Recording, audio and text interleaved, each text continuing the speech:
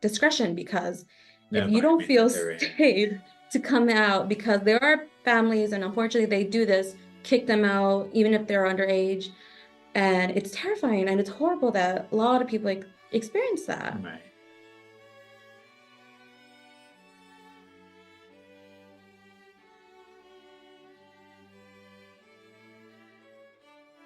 Cool. What's good, y'all? Welcome back to another episode. Before we get started, though, let's have our guests introduce themselves. Hi, my name is Jennifer. Super excited to be here. Oh, me? Nice. My name is Amber. I'm excited to be here too. Ooh, what are we talking about? It's a great question. Over the years, this is coming from personal experience, I've been really confused on how would you say this? The difference between biological sex, gender identity, and sexual orientation. Because a lot of us, personal experience, we all get these confused, like, can it be one, can it be the other? How does this all intertwine? Mhm. It's very confusing. First, biological sex. Keeping it simple, male, female, intersex. Male, you have an XY chromosomes, science, you have a penis, self-explanatory. Females, you have the vagina, X chromosomes. And then intersex, that's where it gets a little confusing, where you have either multiple chromosomes, you have an XXY, you have an XYY. There's a whole spectrum and a different array on that. And that's where it gets a little, you say spicy, confusing? What's a good term for that? Complicated? Complicated. In terms of paperwork. We'll go with that. Paperwork, definitely. When it comes to gender identity, we have many options again. There's male, female, trans female, non-binary. There's a slew of different categories that you can fall into. It's a spectrum, and it just also depends on how you self-identify. And then for individuals who are confused, how does one identify? Is that like a journey? Do they like, oh, I want to be this one day, I want to be this another day? How would I like what you just said, there's people who actually are gender fluid, they go through I want to present myself as female today, and then the next day I'm I want to be more masculine today. And it's sometimes they even ask can you change the pronouns? Today I'm she, her, tomorrow I'm a he, him, the next day I'm a they, them. It's fluid, so it really depends on the person. And yes, it is a journey because it could be as easy as biologically female, I didn't identify myself as a female and I present myself as a female. Could be as easy as that, or for a trans male person, it would be biologically they were a female and then they became they identify themselves as male, so they start dressing themselves as male.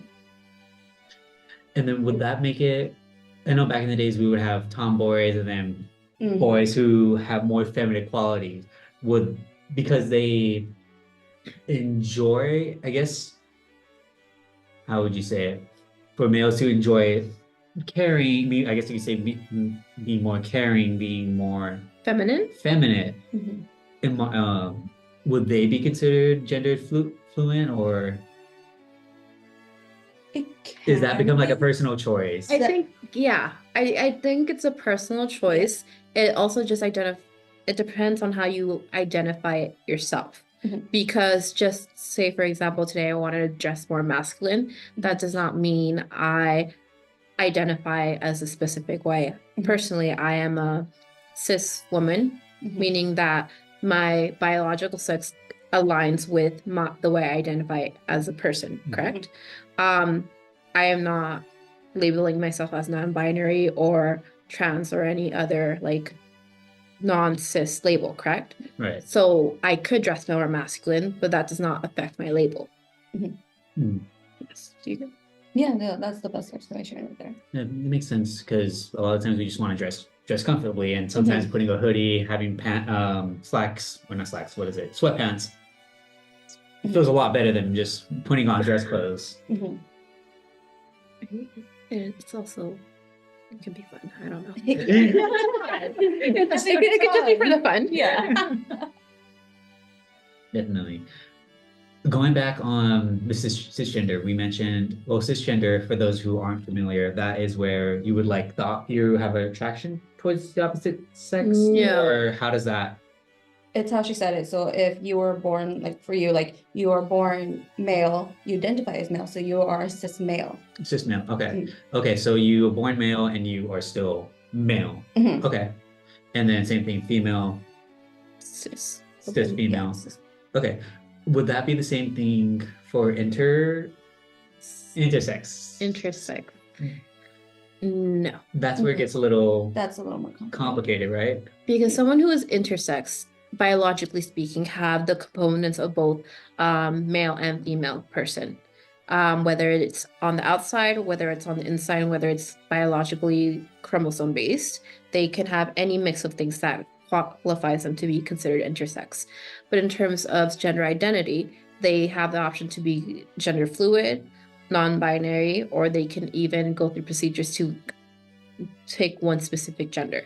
A lot of issues in terms of historically speaking, intersex people used to be like when they were babies, parents would pick a sex for them and then do that change while they were kids or babies.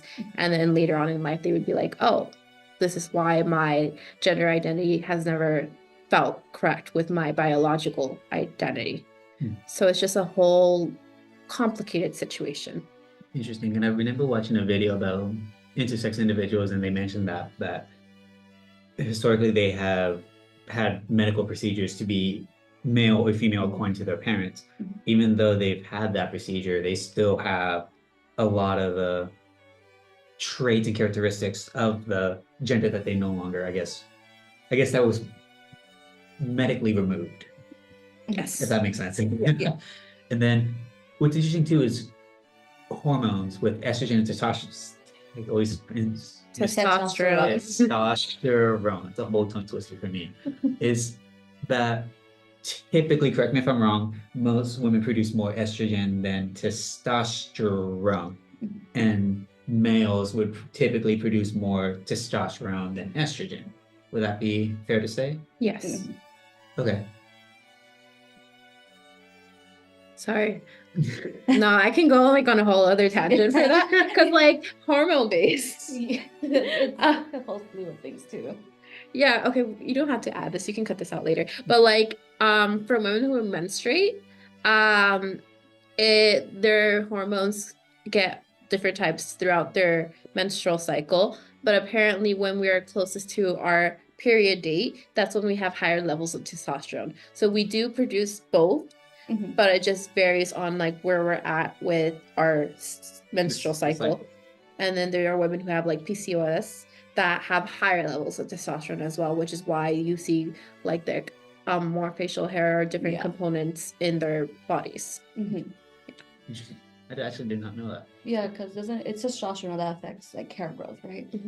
So like that's why there is such a very degree between men, because like some men can grow full beard in a month, and while there's men who can't produce it, it's because of their level of hormones. So talking a little bit more about trans, would you say that's more of an umbrella as well? There's like different categories, different groups, very similar to intersex, where there's just a whole slew. Yes, because trans is basically the umbrella term for like trans women, trans male, and then under that is also non-binary or gender fluid people, or those who don't at all identify in anything. Like non-binary. Yeah, and I know some who identify as just as queer in general. And then queer, for those who understand, I'm still a little confused. Queer is another word for like questioning or unsure. Queer is also an umbrella term. Yeah. Like it's. When it comes to these labels, a lot of them are self-identification in terms of like what fits right with you. Both like, I guess you could say socially, internally, like we talked about earlier. It's just that whole journey and identifying. Yeah. Okay. And then I guess to make things even more complicated, sexual orientation. For me, when I hear orientation, I think of like the identify of who you are, which when we do the research, that's not that's what gender identity is what you identify as. So Mhm. in simple terms, what is sexual orientation? Who you are attracted to in the most basic terms. Because like if you're straight, you're more attracted to the opposite gender if you go by the binary terms. And then like the LGBTQ, L lesbians, G gay, B bisexual, T trans, and then Q queer. So lesbians, they are attracted to women. Gay are men who are attracted to other men, and then bisexual. That is a little more complicated. It is the umbrella term for. So some people identify as like they're attracted to the two genders of male and female, or to other genders in general. But it's for usually just two genders they are attracted to. By meaning two. By me too, Yeah. right? Yeah. English right there. Definitely. And with the community LGBT, there's others where you have asexual, pansexual. Yes. How does that work? Well, for the community itself, there are so many different things you can identify as. Yes. That's why the full like little term is LGBTQIA+. Plus meaning all the extra labels or umbrella terms that specifically fit your identity. So you mentioned pansexual. Pansexual and then asexual. Yes, so asexual is a person that has no physical or sexual attraction to anyone. They can, there's like subcategories like aromantic, where they experience romantic attraction but not physical attraction. Aromantic is the opposite. They do kidding. not feel romantic There you go. attraction.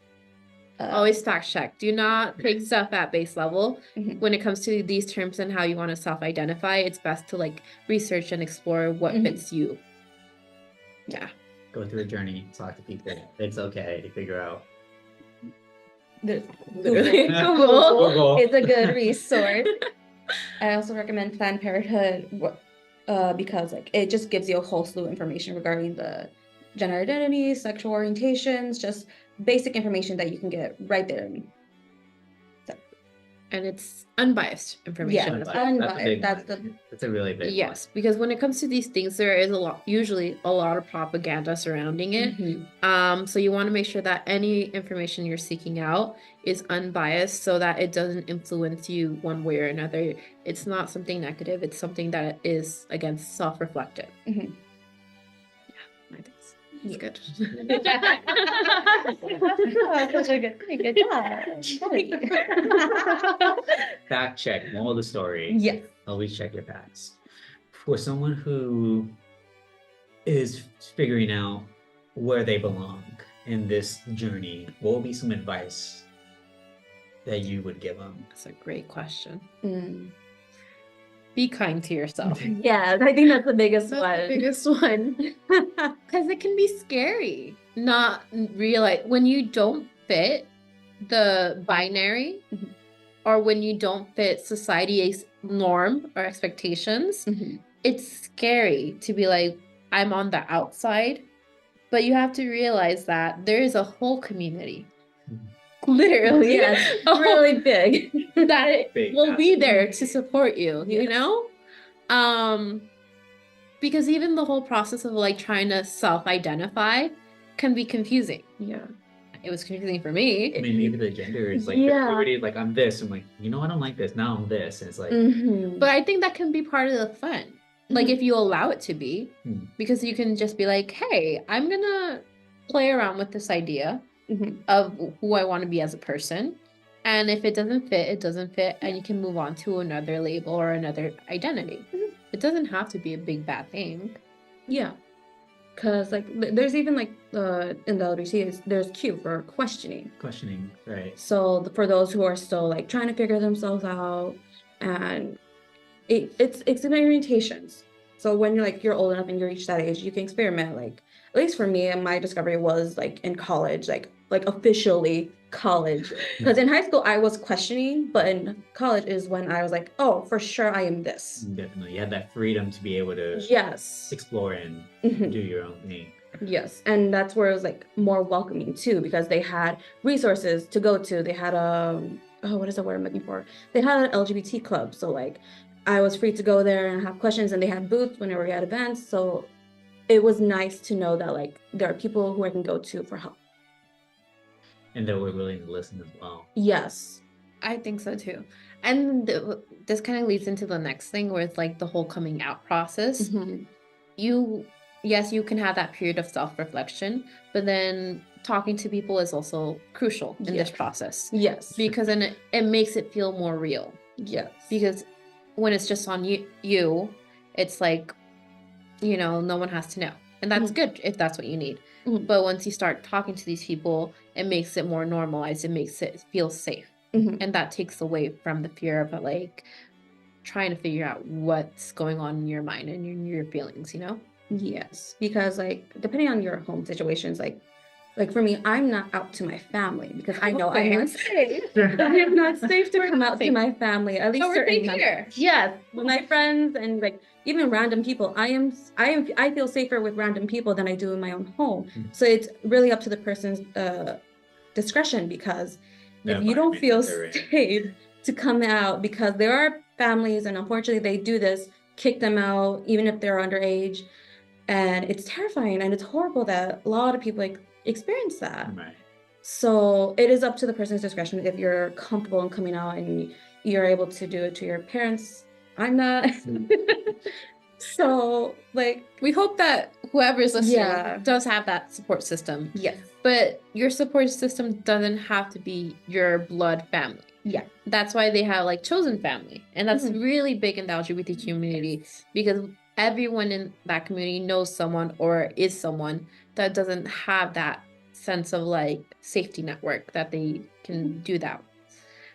Yeah, like I know there's an Instagram page where like it's called Found Dads or something like that, where like they're random dads who would go to your wedding if your dad is not there. Like That's so cute. so and I'm be sure someone's there's fake one mom for for that. moms. Like even like at the Pride Parade, there are moms out there like if your mom won't hug you because of how you identify or what you're attracted to, I am here to give you a hug.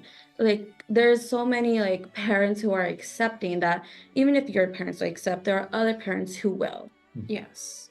So like I mean the whole coming out process is not like in the movies. It's not just Like, one big like gonna hug you. It's like, No, oh, we love no. you. no, it's not like you make a huge announcement, rent out a billboard or like a skywriter or whatever. That's not, it's like little by little. Yes. Baby steps. You find the people you can trust. Yeah. And you tell them one by one, or you can do like a group thing, whatever Mhm. feels most comfortable to you. Yeah. It is your journey, your story. You dictate how it goes. Exactly. Put down a little sticker. Yeah. Yes. Definitely, it's true that you mentioned it, and this is with anyone too. Like going through that journey, it's a lot of us. We want to do things and we want to try things that we feel other people have not done yet, Mhm. and all it takes is just asking Yeah. the right people. Yes. Because it's a really back and forth. Like, am I this? Am I that? Should I do this? And it's like we've been saying, a whole journey. Just good luck. Be safe. You guys got this. Yeah. But yeah, thank you guys for helping me understand this a lot more. This is definitely out of my comfort zone, and for any of you guys, for any of you guys who have more questions, there's resources out there. Talk to people. Be curious, as we always mention. Just ask those questions, and as always, PSA: pass a smile, stay safe, always stay awesome, and we'll see you guys next time. Oh my gosh. Oh my great. I am like sweating.